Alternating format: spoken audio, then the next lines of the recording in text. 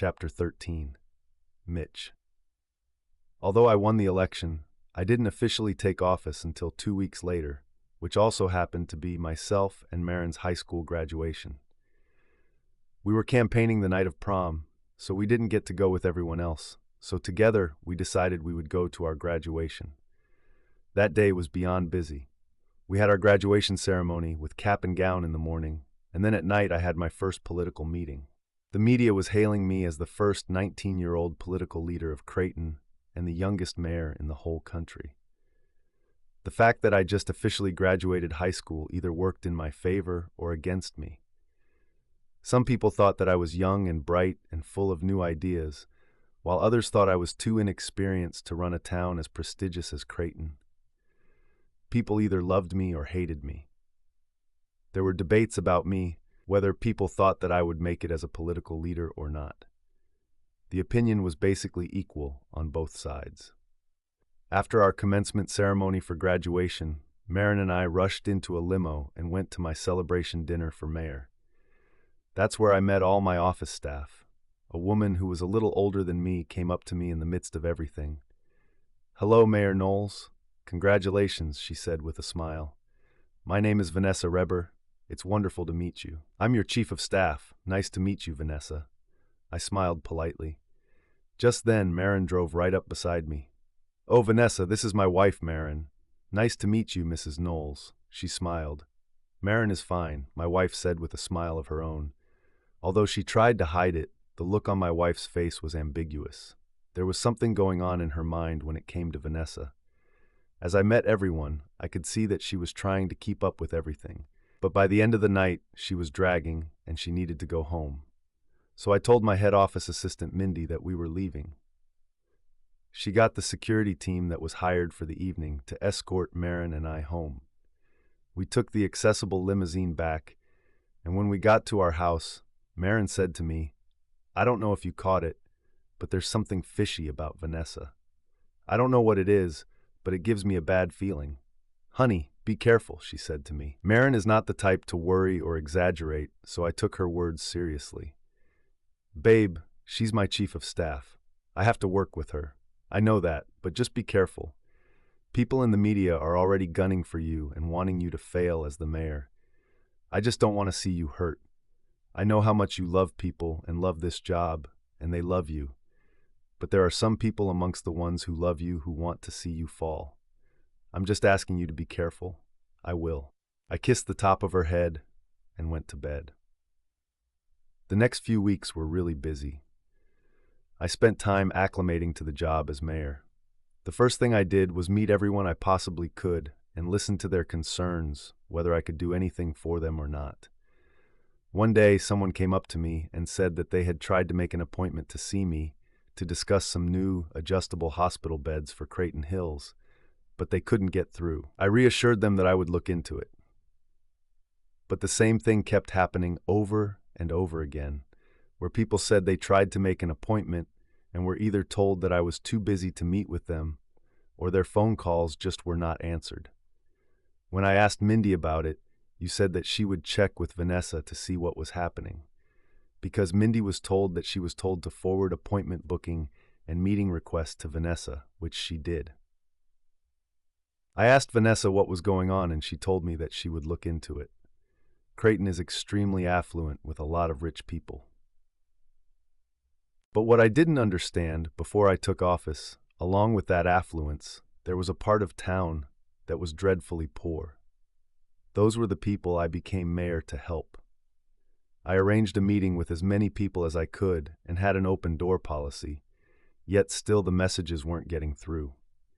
Pretty soon, people were becoming angry, said that I lied about my campaign promises and was just like everyone else, only out for myself. One of my campaign promises was that I would establish an open door policy, which meant anyone at any time, regardless of background or financial status, could contact me about anything that concerns them, and I could see what I could do. If I couldn't solve the problem, I would either direct them to someone who would be able to help, or at least listen to them, even if I couldn't help. Messages didn't seem to be getting to me, and I didn't understand why. Throughout those first few weeks of my mayoral position, Maren was a trooper. I wasn't home as much as I should have been as a first-time husband, but she didn't mind. She didn't complain when I had to cancel on several romantic dinners, or when I had to postpone something we had planned to do. Instead, along with me, she got to know the people. Because she had a disability, she started championing those with disabilities, bringing issues dealing with the disabled community to me. If the constituents loved me, they loved Maren 100 times more. She was so good with everyone, so patient, so loving with everyone. She made everyone feel that their story, everything that they had to say, was important. It didn't matter if you were 7, 17, or 70. To Maren, every idea was important. She effortlessly fell into the role as my wife.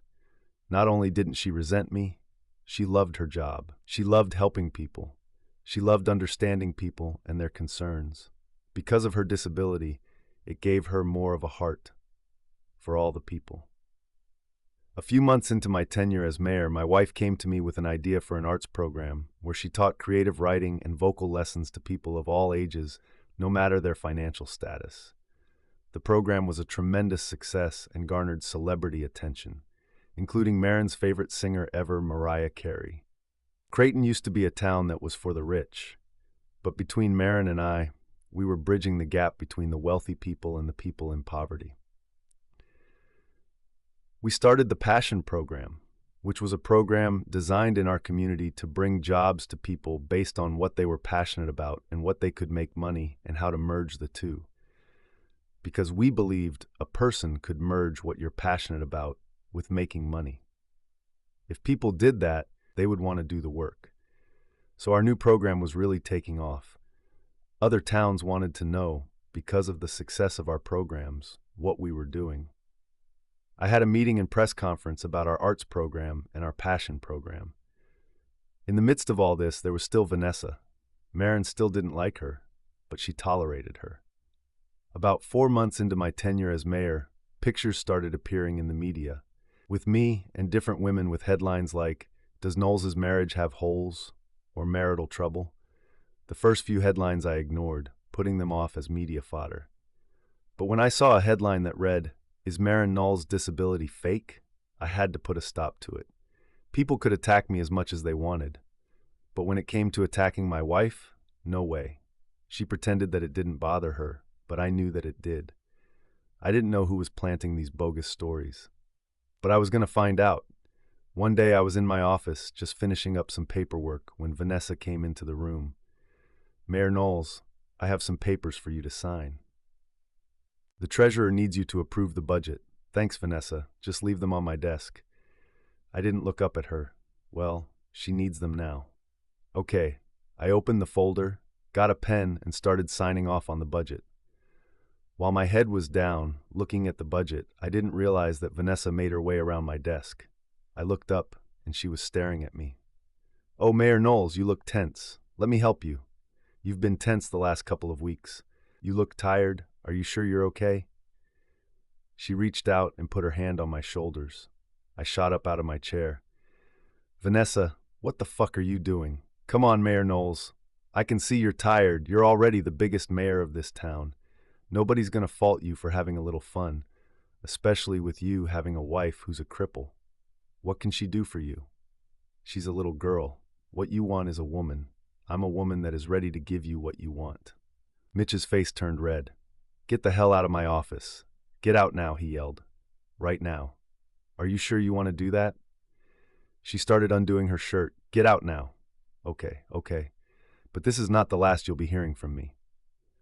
She did a sexy walk out of my office. I was livid to think I had trusted her, to think we spent all of those nights planning the past few weeks. She came in here, knowing that I am married, trying to seduce me. I called Maren right away. It rang once and she picked up the phone. "Hey babe, what's up?" she said in her usual cheery tone. "Well, hon, you know your feelings about Vanessa, that something wasn't right?" Well, she just came into my office for me to supposedly sign the budget. While I was signing the budget, she tried to seduce me. Oh my gosh, what did you do? I threw her out. But she did threaten me. She said that wasn't the last of her that I'd be seeing. I don't know what would come from this, but be prepared. I don't think she's going to go quietly. "Okay, honey, don't worry. Whatever comes, we'll go through it. Marin. When I hung up with Mitch, I had a mixture of both trepidation and happiness. Happiness because Vanessa showed her cards early and we could deal with her. Trepidation because I didn't know how this would affect Mitch's term as mayor. People were so fickle and easy to believe what they saw. There were some very powerful people who didn't like Mitch and wanted to see him out of the mayoral seat. My wife radar was teeming, and I could sense that Mitch was right. It wasn't over with Vanessa. As the mayor's wife, I knew how to get into the mayor's server. So I went to the mayoral website and I clicked some keys and got into the private files. I knew if she was planning something, it would be here. I was hoping that it would leave a trail. As I searched, I began to give up hope until I saw a file that I'd never seen before called Phase 1. I opened it to find a bunch of requests and emails, along with notes for phone calls of people wanting to meet with Mitch, but not getting responses to their requests. Some people contacted the office 5 or 6 times and still got no response back. At the back of the file, there was a page detailing the first part of the plan, which was to keep the emails and phone calls away from Mitch so that the town would think that he didn't care. Meanwhile, Mitch wouldn't know about the emails and meeting requests that were kept from him. They laid out what the plan was.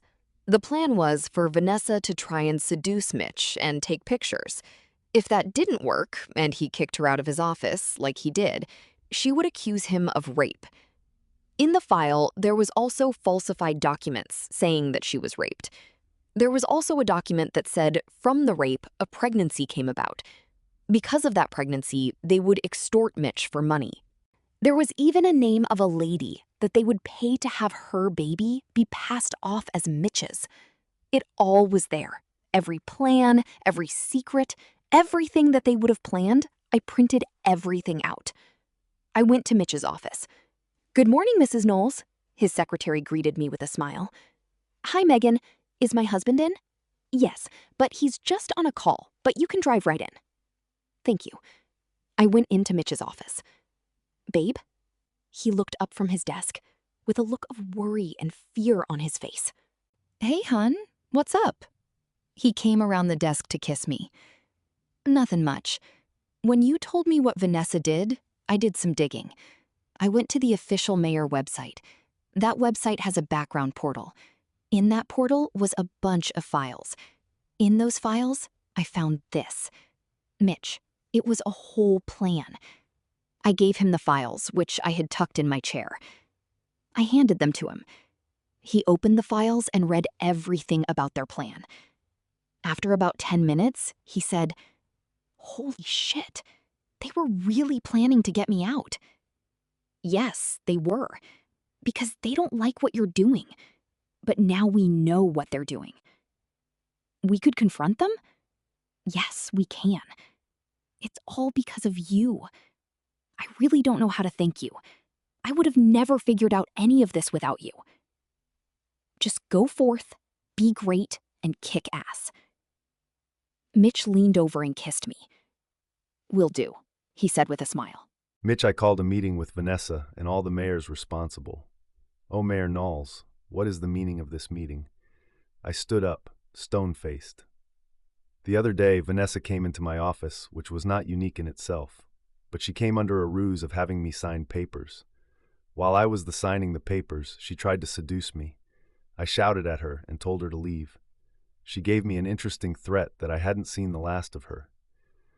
Devastated, scared, and horrified, I called my wife and told her what happened, because unlike some of you, we have open communication. We don't have secrets for each other. Anyway, my wife, as brilliant as she is, went into the mayor's website and found the back door. She discovered all of the emails and phone calls for meeting requests that you kept from me. Then she found out about what you all were planning with the baby and the false pregnancy.